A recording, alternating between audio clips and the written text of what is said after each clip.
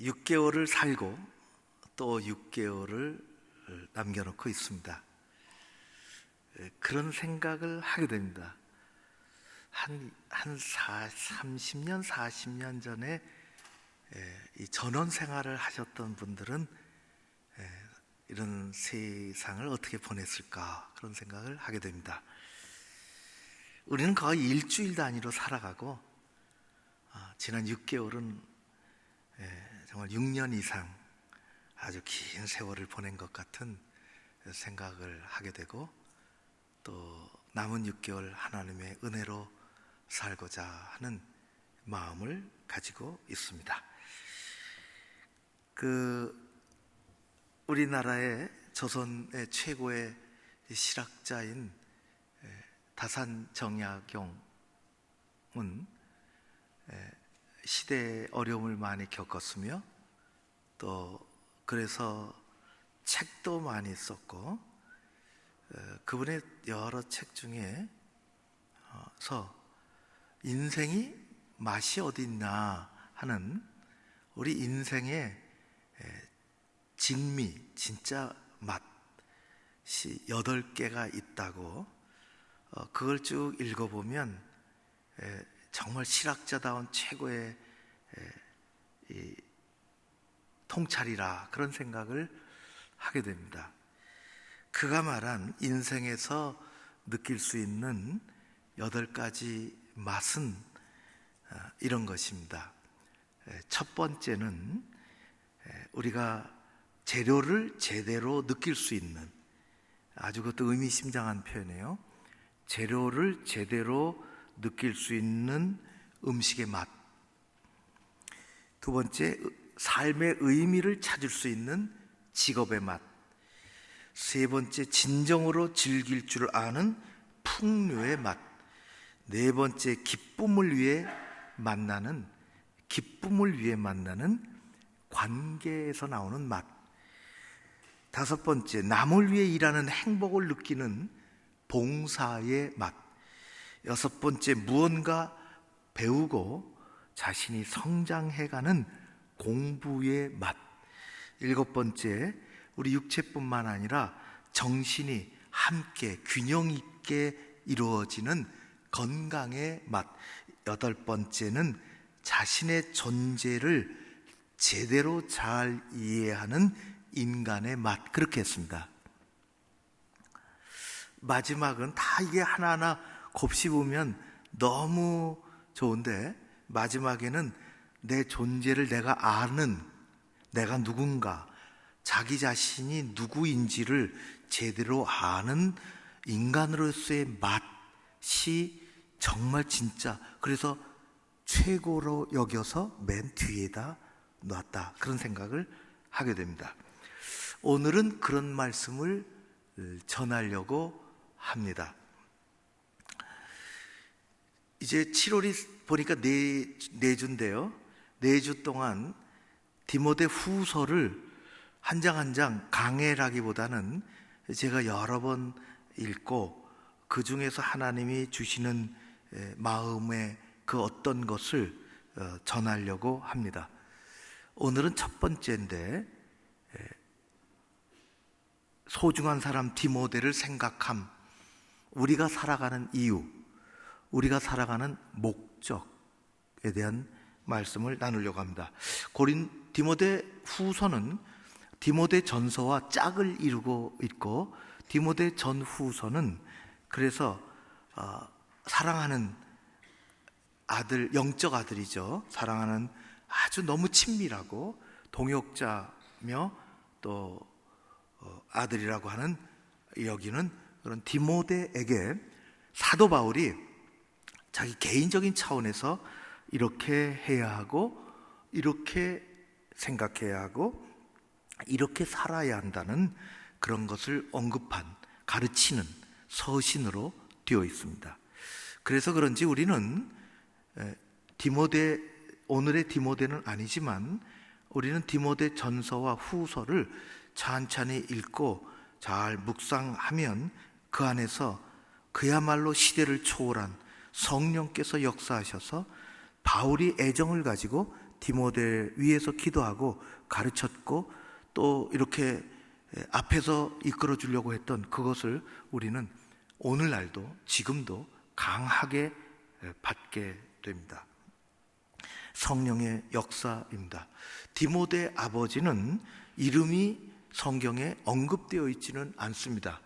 우리가 아는 것은 디모데 아버지는 이방인이었다는 것이, 헬라 사람, 유대인이 아니라 그 당시는 엄격하게 유대인과 이방인이 참 구별이 되고, 유대인 쪽에서 보면 이방인 헬라 사람들은 뭐 같지도 않게 보이고 그랬던 것이죠. 그러나 어머니는 유대인이었으며 이름은 유니게라고 나오고, 할머니도 같이 살았는데 할머니도 역시 유대인 로이스라는 이름을 가지고 있었습니다.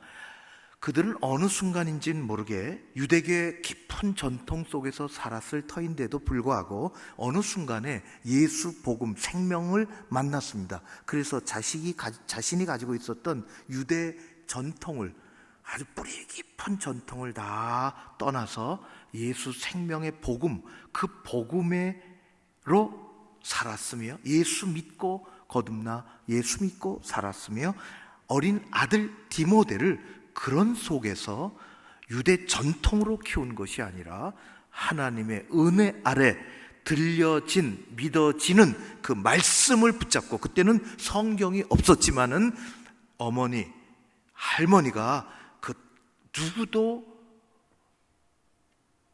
어떻게 할 수 없는 그 예수 믿음을 가지고 그 디모데를 잘 신앙 속에서 양육을 했습니다.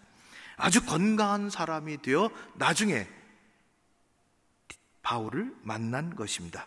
바울 곁에 수많은 일꾼들이 있어요. 성경에 보면 그 이름만 열거된 것도 한 30명 넘지 않을까 생각이 됩니다. 정말 바울을 도왔던 많은 사람들, 바나바, 더디오, 마가, 요한, 아굴라, 브리스길라, 오네시모, 두기고, 수많은 사람들 중에 디모데를 가장 가까이 두었습니다. 바울의 서신을 오늘 봐도 그렇지만은 바울의 서신을 보면 디모데를 얼마나 아꼈는지, 신실한 사람, 소중한 사람 디모데를 늘 곁에 두고 싶었고, 그를 위해서 기도를 많이 했으며 그에게 많은 권면을 신앙적으로 했던 것입니다.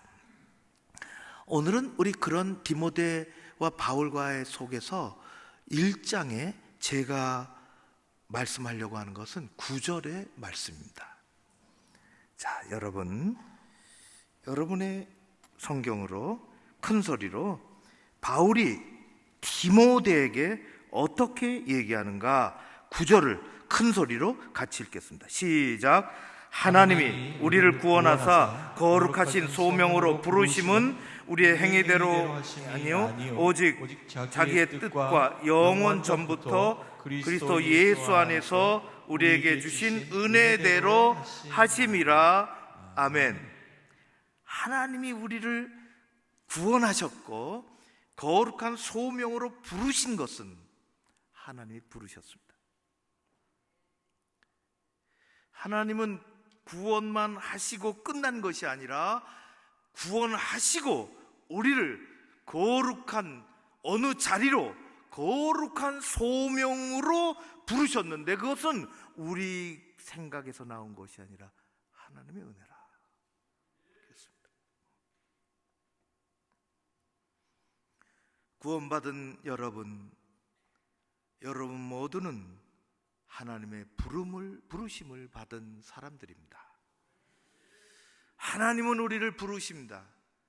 때로는 구원을 넘어 구원으로만 부르시는 것이 아니라, 거기서 부르시고 끝나는 것이 아니라 구원 너머에 하나님의 뜻이 어디 있음을 깨닫게 해주시기 위하여, 구원받은 사람은 어떻게 살아가야 한다는 것을 가르쳐 주시기 위하여 하나님은 끊임없이 우리를 부르십니다. 하나님은 우리를 부르십니다. 하나님은 갈대아 우르에서 아버지 데라와 함께 살고 있던 아브람을 부르셨습니다. 아브라함아, 내가 내게 지시할 땅으로 가라. 그 전까지는 데라의 아들이었지만 그 부르심을 듣는 순간, 그 부르심에 순종하는 순간, 그 부르심이 깨닫게 된 순간, 그때서부터 그는 데라의 아들이 아니라 하나님의 사람이었습니다. 부르심이 중요합니다. 부르심이 들려오는 것이 중요합니다.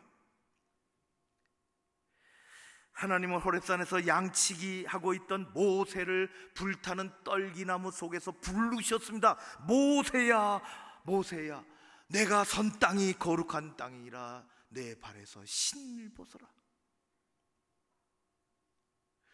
그 전까지는 지저분한 땅이었고, 그 전까지는 부르심 모세 이름을 듣기 전까지는 그는 목동으로 한낱 그냥 이름 없는 목동으로 그렇게 살았지만, 하나님의 부르심을 듣는 순간 그 땅은 거룩한 땅이 된 것이고, 그는 하나님의 일꾼으로 그렇게 쓰임받기 시작했습니다. 부르심이 중요합니다.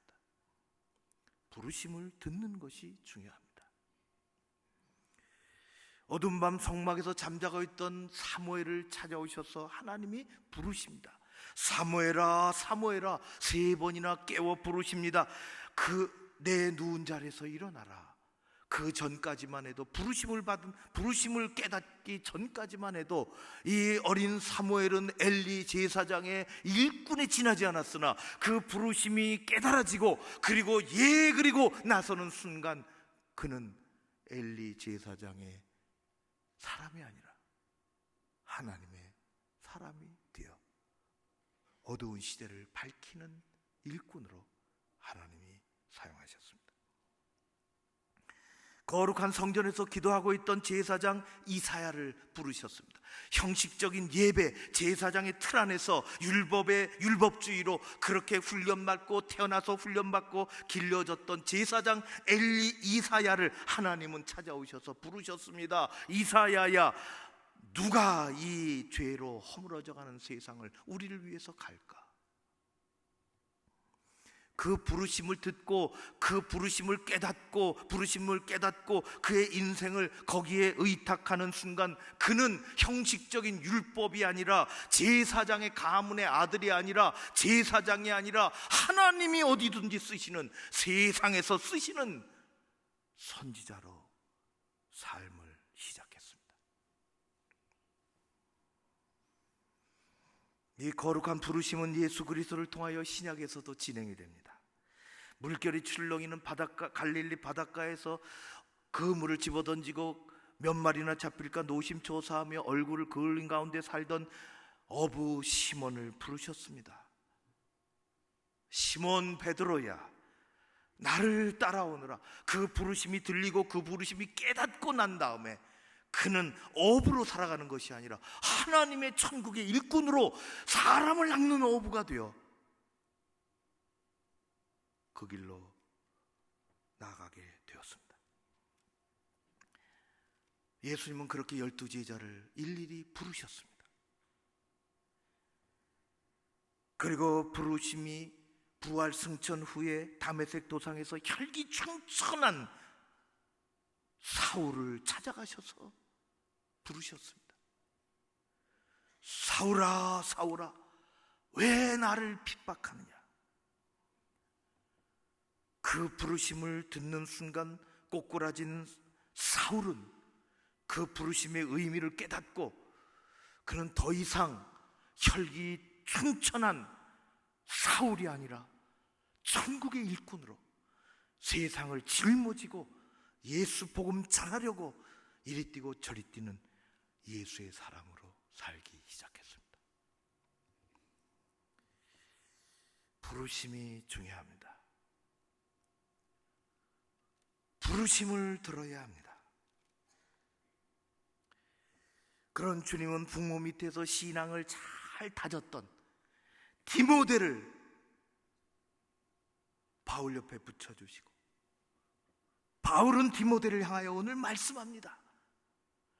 하나님의 구원, 우리를 구원하사 그 거룩한 소명으로 부르신 것은, 거룩한 소명이 부르심의 자리가 있다는 것을 알려줍니다. 디모데야, 하나님은 우리를 구원해 주신 것이 뿐만 아니라 구원에서 끝나는 것이 아니야.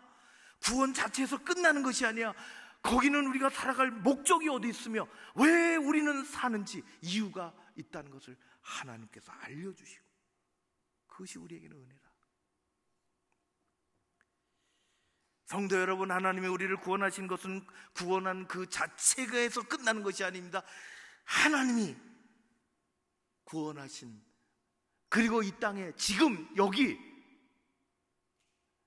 살아가는 이유를 하나님은 가르쳐 주시기 위함입니다. 하나님은 오늘도 여전히 여러분들을 부르십니다. 여러분이 어디 있든지 무엇을 하든지 부르십니다. 구원으로 부르십니다. 그러나 거기 멈추지 않습니다. 우리 모두 구원받은 사람들입니다. 하나님은 거기서 멈추지 않으십니다. 구원받은 너는 할 일이 있다고 거룩한 소명의 자리로 부르십니다. 너는 어떻게 살아야 한다고 거룩한 소명으로 부르십니다. 할 일이 있다고 부르십니다. 그리스도인은 어떻게 살아야 한다고 부르시는 것입니다. 우리는 다 아브라함처럼 살 수는 없어요. 우리는 다 모세처럼, 우리는 사무엘처럼, 이사야처럼 다 살 수는 없습니다. 우리 모두는 다 베드로처럼, 바울처럼, 디모데처럼 살 수는 없습니다. 그러나 우리는 다 있는 자리에서 부름을 받습니다. 진짜 신앙생활은 구원받고 끝나는 것이 아니라 그 구원받고 내 자리가 어딘지, 내가 어디로 무엇을 하라고, 어떻게 살아야 한다고 부름받았는지를, 내가 사는 이유를 아는 것입니다. 하나님은 우리를 다 지으셨고 부르셨습니다. 그것이 우리의 고백입니다. 그래서 이런 찬양을 하잖아요. 찬양 앞절만 한번 같이 하겠습니다. 이런 찬양이 우리 늘 하는 찬양. 여러분의 고백으로 같이 한번 앞부분만 합니다. 나를 지으시니가, 나를 지으시니가 하나님, 나를 부르시니도 하나님, 나를 보내시니도 하나님, 나의 나 된 것은 다 하나님 은혜라. 우리 모두는, 여러분은 창조주 하나님으로부터 지음받은 존재입니다. 그 하나님은 우리를 불러주셨습니다. 구원만 받도록 구원을 챙겨주고 떠나시는 하나님이 아니십니다. 구원 하나 덜렁 해주시고, 그것이 우리 인생의 가장 큰 고백이요 감사지만 거기서 끝나는 하나님이 아니십니다. 하나님이 여러분을 부르시면은 이유가 있고 목적이 있습니다. 그래서 저는 이렇게 질문하려고 합니다. 여러분은 무엇 때문에 사십니까? 구원받은 여러분은 무엇 때문에 사십니까? 우리가 사는 이유는 어디 있습니까?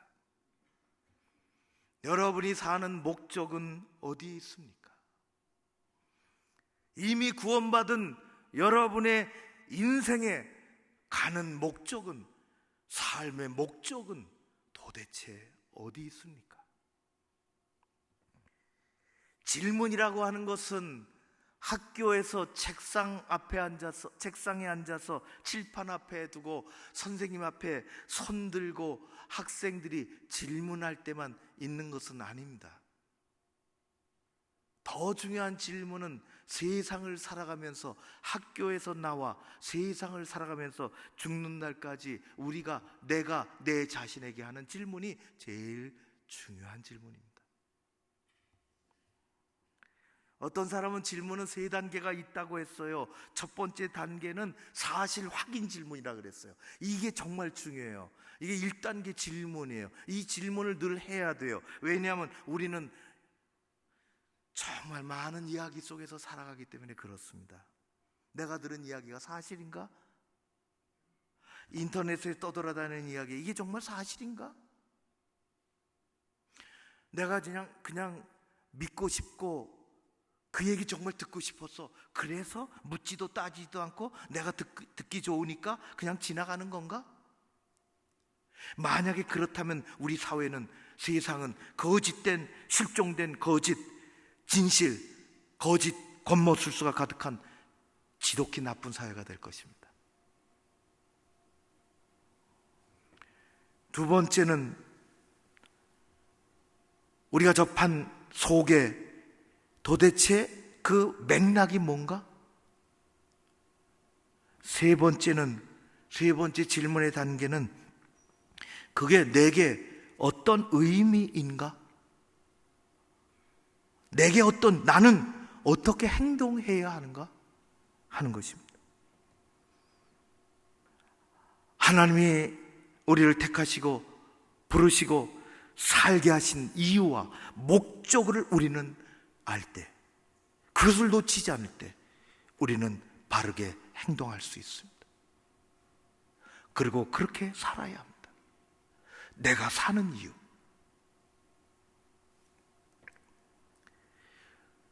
어디 제가 책을 보니까 연명치료 하잖아요. 의사들은, 제가 다는 모르지만 제가 읽은 책에 무의미한 연명술을 의사들은 자기네가 그걸 알기 때문에 얼마나 고통스럽고 얼마나 의미 없는 일이고 얼마나 낭비적이고, 말 못하는 누워있는 환자는 얼마나 고통을 받는데 말도 못하고 나 그냥 가게 해달라 말도 못하고 무의미하게 달아놓는 연명장치들, 의사들은 그 고통, 폐해, 한 인간의 존엄함을 깎아먹는 그걸 알기 때문에 스스로 안 한다는 겁니다. 여러분, 우리는 우리의 삶에 의미가 있습니다. 왜 사는가? 여러분을 만드신 분은 창조주 하나님이십니다. 오래전에 우리 교회도 있지만은 세들백 교회 릭 워렌 목사님의 세계적인 선풍을 일으킨 책이 목적을 이루는 삶입니다. 비교적 두꺼운 책인데 읽기는 쉬운 책이지만 핵심 질문은, 이 책을 풀어가는 핵심 질문은 한 가지입니다. 나는 왜 이 세상에 존재하는가 하는 것입니다. 이사야 43장 1절에 보면 이렇게 말씀합니다. 야곱아, 너를 창조하신 여호와께서 지금 말씀하시느니라. 이스라엘아, 너를 지으신 이가 말씀하시느니라. 너는 두려워하지 마라. 세상을 너무 두려워하지 마라. 내가 너를 붙잡았다, 구속하였다. 내가 내 이름을 알고 너를 지명하여 불렀나니 너는 내 것이라.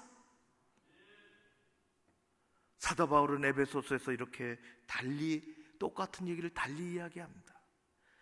우리는 그분이 지으신 바라, 그리스도 예수 안에서 선한 일을 위하여 지으심을 받았으니, 이 일은 하나님이 전에 예비하사 우리로 하여금 그 가운데서 행하게 하려 하심이라. 행하게 하려 하심이라.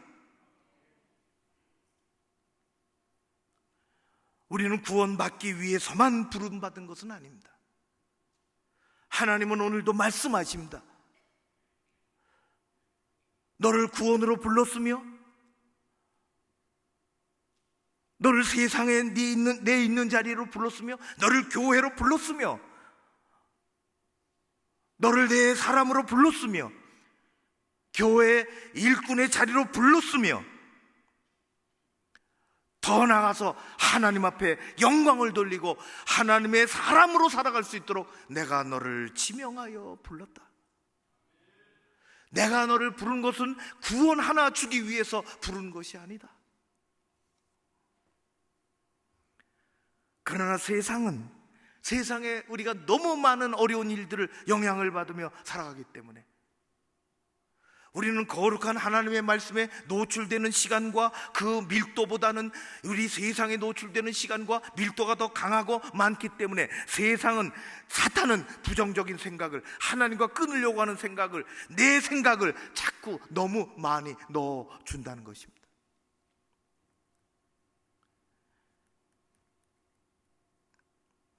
여러분의 인생에 파고드는 부정적인 영향과 신호를 차단해야 합니다.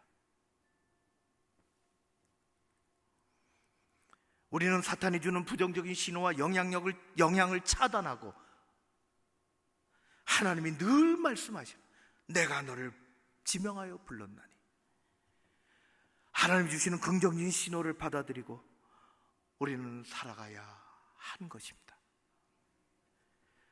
하나님은 지금도 여러분들을 앞에 놓고 말씀하십니다. 내가 너를 만들었다. 너는 내 것이라. 너를 구원하는 것은 나 여호와 하나님이라. 여전히 너를 사랑하는 것은 나 여호와 하나님이라. 구원한 너를 통하여 내가 있는 자리에서 내 거룩한 뜻을 이루기 위하여 너를 거룩한 소명으로 불렀다고 말씀하십니다. 우리는 왜 사는 것입니까? 구원받은 우리의 사는 목적은 어디 있습니까? 어느 강연 한 시간에 저도 어디서 그런 거 들어봤죠. 강사가요, 청중들 많이 하고 강연하다가 중간에 이를 주제를 풀어나가기 위해서 묻습니다. 여러분, 만약 시간을 좀 거꾸로 되돌려서 한 20년, 30년 정도 되돌린다면 여러분들은 무슨 일을 하고 싶으십니까? 그렇게 했습니다. 생각들이 아주 묘해지죠. 20년, 30년 전으로 각자 과거로 돌아가며 많은 생각들을 합니다. 어떤 사람은 얘기했습니다. 내게 20년, 30년 뒤로 되돌릴 수 있다면 나는 직업을 바꾸겠습니다. 20년, 30년 나를 되돌릴 수 있다면 나는 지금 한이 되는데 그때 했겠습니다. 유학 가서 인생을 바꿨으면 좋았을 뻔했습니다. 강남에 어디 땅을 좀 사놨으면 좋았을 뻔했습니다. 모든 사람들의 이야기는 대부분 후회와 아쉬움의 이야기입니다. 여러분, 그러나 자명한 진리는 지나간 과거는 1초도 바꿔놓을 수 없다는 것입니다. 여러분이 바꿀 수 있는 것은 과거가 아니라 앞으로의 삶을 바꿀 수 있습니다. 그것이 얼마나 남았든지 어떤 삶의 자리에 있든지 상관없습니다. 우리는 얼마나 많은 어려움을 겪으며 살아갑니까? 지난 6개월을 생각하면 6년 이상을 지낸 것 같습니다. 여러분 주변에 얼마나 어려운 일들이 일어납니까? 이틀 전에 정말 초긴장하면서 살았습니다. 뉴스에서 본 것처럼 광주의 어느 작지 않은 교회가 우리 교단입니다. 확진자가 4명이나 생겼습니다. 6월 30일 날 거기서 예배드렸죠. 그 교회 담임 목사님이 주관하는 큰 행사가 코로나 때문에 몇 주 미루다가 총회에서 전국의 많은 목사님들 모시고 있었습니다.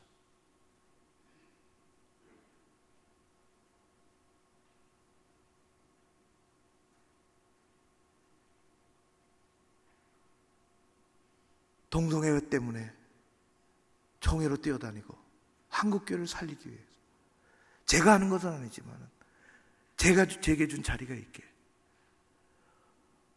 교단이 어디 무너지면, 폐쇄가 되면 한두 교회도 아니고 정말 기도했습니다. 마음이 너무 저리더라. 유수한교회 목사님들 다 오셨다. 어제 오전에 그 담임 목사님이 음성 판정이 나서 가슴을 쓸어내렸습니다. 얼마나 많은 힘든 일들이 여러분 가운데 일어납니까? 건강의 일이, 사업의 일이, 가정의 일이, 지치고 힘겨운 일들이 겹쳐서 오기도 합니다. 삶의 여러 문제들 가운데 우리는 한시도 벗어난 적은 없습니다. 다윗은 문제투성이 앞에 섰습니다. 골리앗 앞에 서서 다윗은 흔들리지 않았습니다. 느헤미야는 공격자들 앞에서, 모사꾼들 앞에서 흔들리지 않았습니다. 바울은 어떤 공경과 사탄의 공격 앞에서, 회방꾼들 앞에서 흔들리지 않았습니다. 하나님은 삶의 이유와 목적을 아는 여러분들이 이 세상의 일로 흔들리지 않도록 만들어 주실 줄로 믿습니다. 내가 왜 사는지, 내 사는 목적이 어디 있는지, 구원받은 내가 도대체 남은 세월 어떻게 살아야 아는지를 안다면 우리는 세상에 흔들리지 않습니다. 왜 월요일 날 또 일어나서 일터로 나가야 하는지, 왜 거기서 또 땀을 흘리며 일해야 하는지, 왜 우리는 자녀를 지켜야 하고 가족을 지켜야 하고 교회를 지켜야 하는지, 하나님이 부르심의 자리가 어디 있는지를 알고 내 사는 이유를, 목적을 안다면 우리는 세상에 어떤 어려움이 있어도 적어도 하나님 앞에서 흔들리지 않습니다. 좋으신 아버지 하나님, 여러분을 세상 속에서 예수의 사람으로 흔들리지 않도록 그렇게 살도록 만들어 주실 것입니다. 우리를 부르신 이유는 하나님께 영광을 돌리는 것입니다. 우리를 부르신 이유는 그분이 맡겨주신 일들을 세상에서, 교회에서 그분의 뜻에 합당하게 행하는 것입니다. 그리고 우리를 부르신 목적에 내가 교회를 지키고, 이 시대 교회를 지키고, 이 시대 내 자리를 지키고, 가정을 지켜내고, 믿음을 지켜내고 살아가는 것이 내가 사는 이유입니다. 하나님께서 함께 하실 줄로 믿습니다. 예수 안에서 어려움을 이기고 그런 복된 삶을 사는 여러분들 되시기를 주의 이름으로 축원합니다. 고마우신 아버지 하나님, 감사합니다. 어려운 세상 헤쳐보며, 때로는 숨죽이며, 때로는 내 자리를 잃지 않고자 열심으로 살았습니다. 우리를 구원하신 것은 거기 머물러 있으심이 아님을 알고 있습니다. 구원 너머에 우리가 하나님의 사람들로 어떻게 있는 자리에서 살아야 하는지, 내 사는 이유가 어디 있는지, 내 사는 목적이 어디 있는지를 깨닫고 하나님 앞에 영광 돌리며 지켜야 할 것을 지키며 살아가는 우리가 되게 하여 주시옵소서. 이제 6개월을 살고 하나님 앞에 머리 쓰고 기도하는 것은 이런 어려운 시대에 감사, 또 은혜에 감사할 뿐입니다. 우리 고장을 지켜주시고, 우리를 지켜주시고, 대한민국을 지켜주시고, 또 우리 선교사, 선교지들을 지켜주시옵소서. 모든 것 주님께 의지하오며 예수님 이름으로 기도하옵나이다. 아멘.